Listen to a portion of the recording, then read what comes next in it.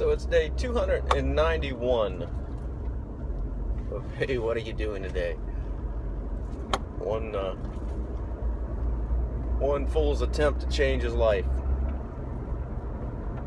Guess we're all fools in our own right. I can't speak for anybody else. but anyway, I don't know. I felt really bad about the video I did yesterday. I know I was in the wrong state of mind. I had kind of had an idea of what I wanted to say, and I just couldn't capture it at all, just because of the way I was feeling, the thoughts that were going through my head.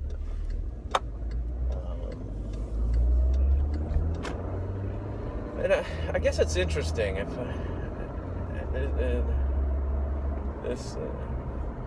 what I'm discovering about this spiritual plane.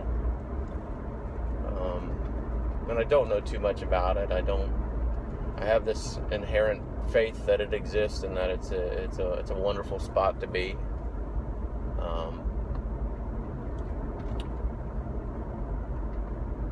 But without a doubt, the world of appearances, the world that appears to be around me, still has a major influence on that inner world. It's great to have found that inner world. It's great to, it was nothing more than a vague notion all my life, and now I've come across it, and I realize what a valid and valuable component of life, maybe the only component of life that really matters. And I've just been so out of touch with it and so overlooked in my life.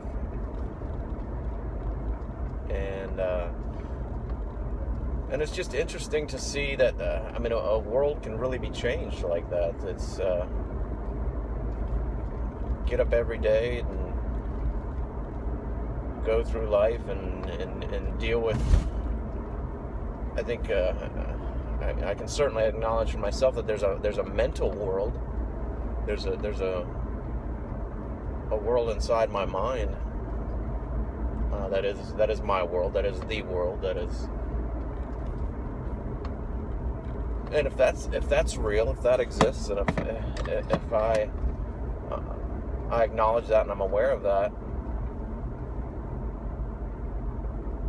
why is the spiritual world, the world inside the heart, the inner voice, the whatever it is that we want to call it or refer to it as, why is that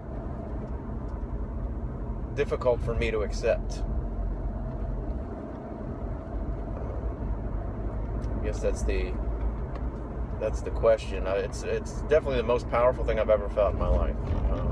I wish I could get there, maintain that state, the world is such a brighter, beautiful, more amazing place. The people that are in it, the nature in general, the things that are the actions, the tasks that are done, everything is just so much more valid and so much more valuable when I'm living in that spiritual state that was recently introduced to me.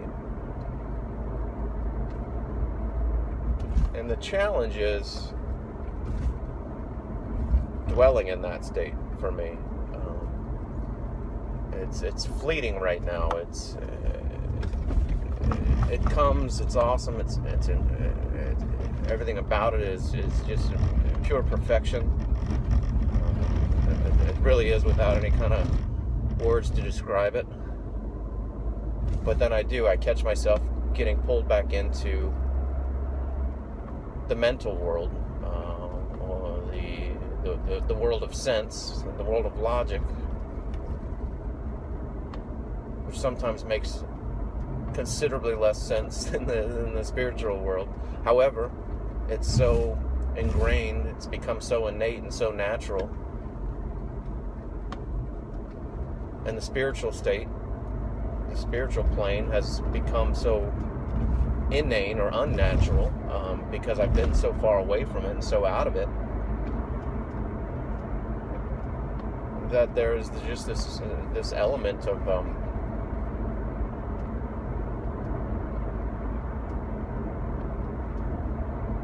a battle of sorts.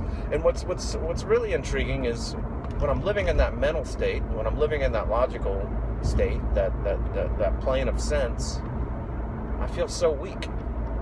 I feel, I see my flaws, I see my weaknesses, I see actions through emotions, I see frustration, I see the ego, I see what's mine, what do I deserve, what about me, all those ugly things. It's this isn't right, that shouldn't happen, blah blah blah, that communication that goes on in my mind. That's all in the mental world. That's all in the mental plane. In the spiritual plane, it's phenomenal. It's I am something so much greater. I am something so much bigger, that everything attains almost a pettiness. And the other element too is, I thought, when I initially came across the idea and the inclination of repenting from the ego, and wouldn't I not just lose myself, lose who I am, sacrifice who I am? And the most peculiar thing is that when I do turn away from that ego, the I am in that moment is so much more intense, so much more powerful, so much more perfect, so much more in tune, so much more logical. I'm better at putting things in words. I'm better with communication. I'm better with relationships. So really, isn't it the other way around? When I'm defending that ego, when I'm throwing up walls, when I'm passing judgment, when I'm doing all those things that the mental plane alludes to,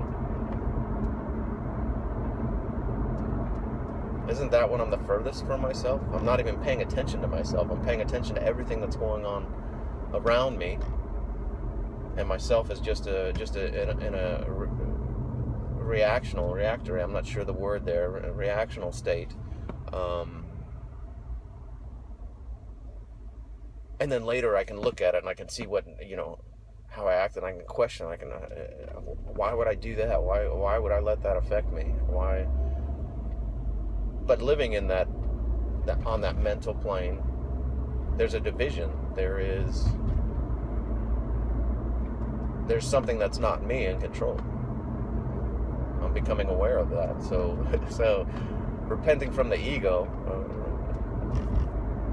strengthens the self, strengthens the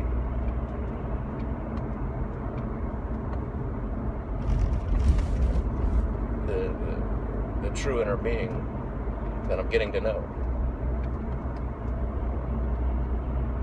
And you know what? The other thing that's interesting is I see how the ego has run my world, and it's a pretty unattractive world. It's whoever that person was that was running things. I mean, I'm glad I'm aware of it, and I'm glad I can kick that person out. I'm also aware that I'm still going to struggle with things, as I did yesterday. As I had quite a few things that were bouncing off the ego, and the ego was reacting. I believe it's a big overcoming. I believe it's a work. It's not just. This whole thing has been a work. As I've become more aware of things, if I've come across different pieces of knowledge, it's one thing to have the knowledge, and then it's another thing to know the knowledge. I guess the difference between maybe intelligence and wisdom. I mean, on an intelligent level, I have a lot of new information, but I don't have the wisdom to put it in action and make it work. So I guess that's the difference.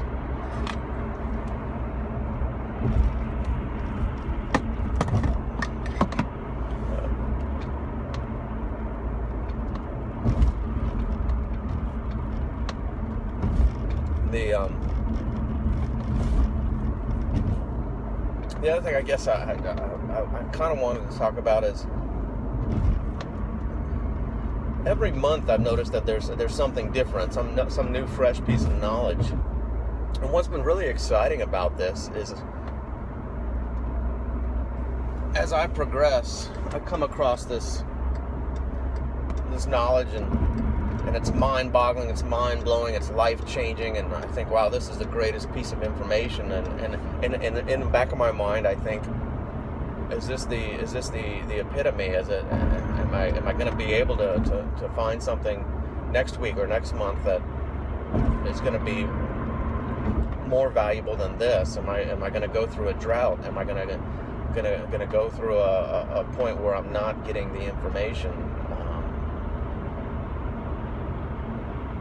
And what's been surprising is every month the information is stronger, more valid, more valuable, more powerful. And it just keeps coming. Doors just keep opening up. And I'm so grateful for that. It's I think about the things that I was listening to or reading at the very beginning of this. And there's validity in everything. Everything is valid. But it was such a different level, such a different plane, and every month I'm graduating to something more and more. And this new plane is incredible. I mean, if there's something out there that's more powerful than what I've got coming in right now, wow, just a phenomenal world.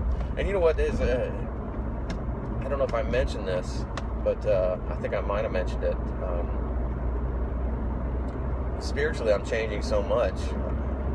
I mean, things are making sense to me. Things that I would have read before, that specifically in the Bible. I mean, I've looked at the Bible off and on different times, just as a curiosity. I think now that I say this, I feel like I have mentioned that, but all of a sudden that book is opening up. That book is logical to me,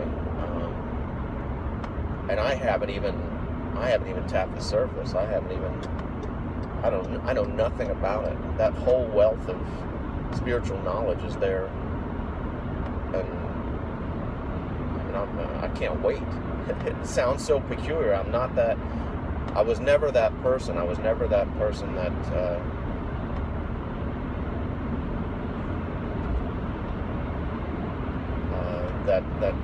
that felt close to a God or a higher power,